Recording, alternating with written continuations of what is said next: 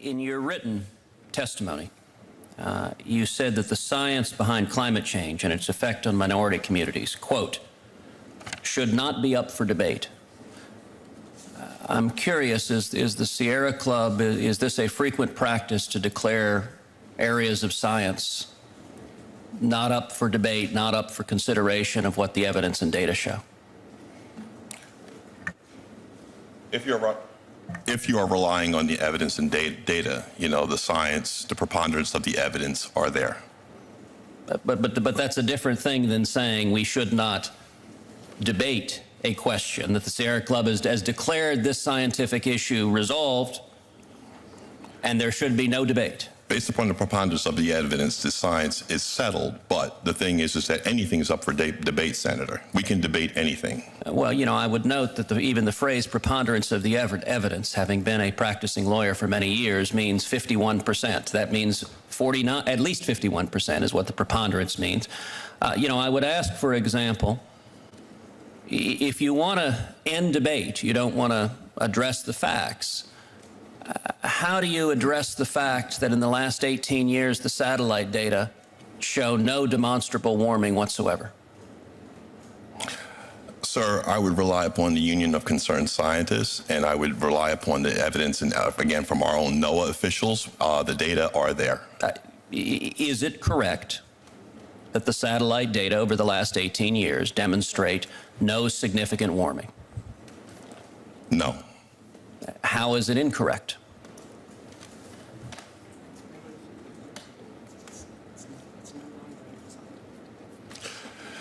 Based upon our experts, it's been refuted long ago, and it's not up for scientific debate.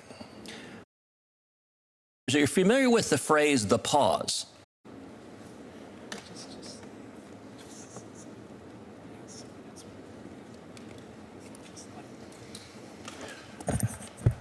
The answer is yes, and essentially we rest on our position. And to what you said, you are familiar with the pause, so to what does the phrase the pause refer?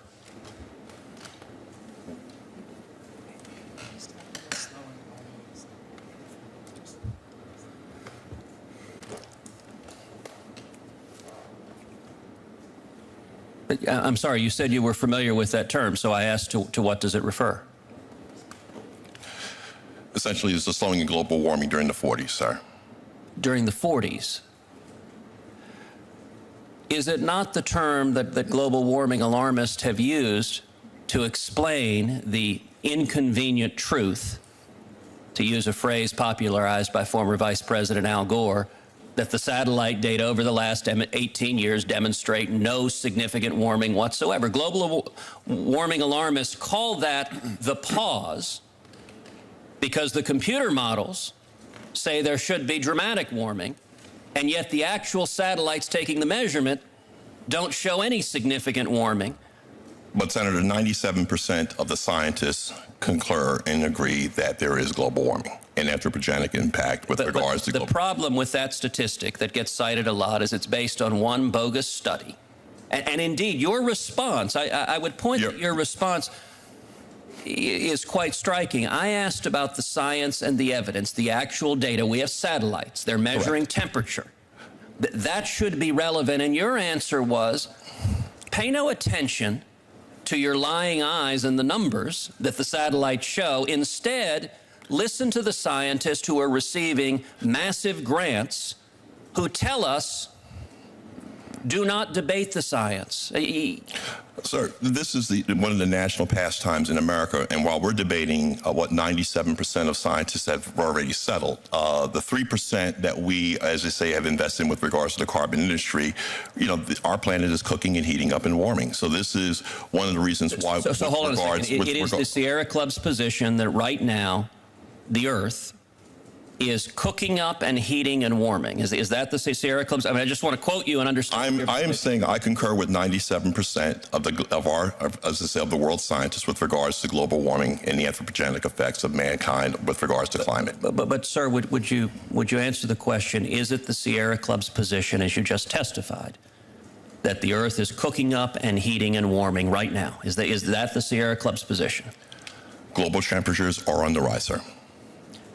And I assume the Sierra Club would issue a public retraction if confronted with the facts that the data are precisely as I described, that over the last 18 years, there has been no significant warming, and indeed, that is why global warming alarmists invented the term the pause to explain what they call the pause in global warming, because the data demonstrate what you just said, that the Earth is cooking and warming is not backed up by the data. We are concurring with 97% of the scientists that absolutely say the opposite, sir.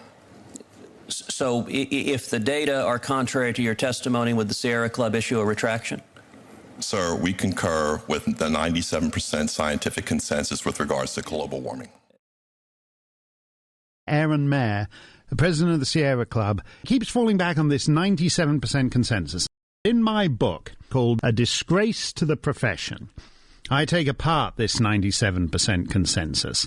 Page 295 about the so-called 97% consensus, which comes from a survey conducted by Margaret Zimmerman, MS. What's MS? Master of Science? She sent a 2-question online questionnaire to 10,257 Earth scientists, of whom 3,146 responded.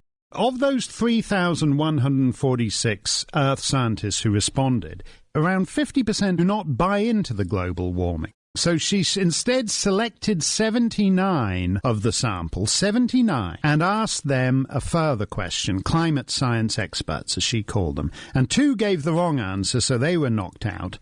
And so 75 now out of the remaining 77 made it through to the final round, of which 75 were in favour of the big global warming alarmism or whatever it was. And so she said there's a 97.4% consensus. 75 scientists are what this chump from the Sierra Club, President Aaron Mayer of the Sierra Club, when he's going on about the 97% consensus, that's what he means. 75 scientists who answered a 2-question online questionnaire from Margaret Zimmerman, a Master of Science student at the University of Illinois in 2008. I'd like to repeat, certainly in a moment, but I'd like to repeat the question and get an answer. If the data are contrary to your testimony, would the Sierra Club issue a retraction? We concur with 97% of the scientists that believe that the anthropogenic impacts of mankind with regards to global warming are true. So does that mean you're not willing to answer the question? We can concur with the preponderance of the evidence and the science at 97%. You're asking me if we take the 3% over the 97%? No, I'm actually not asking about a survey among scientists. I'm asking about the objective data, the numbers. The scientists rely upon their objective data and their analysis, and 97% have concurred and conclude that global warming is indeed a fact. Mr. Meyer, I find it striking that for a public policy organization that purports to focus exclusively on environmental issues, that you're not willing to tell this committee that you would issue a retraction if your testimony is objectively false under scientific data.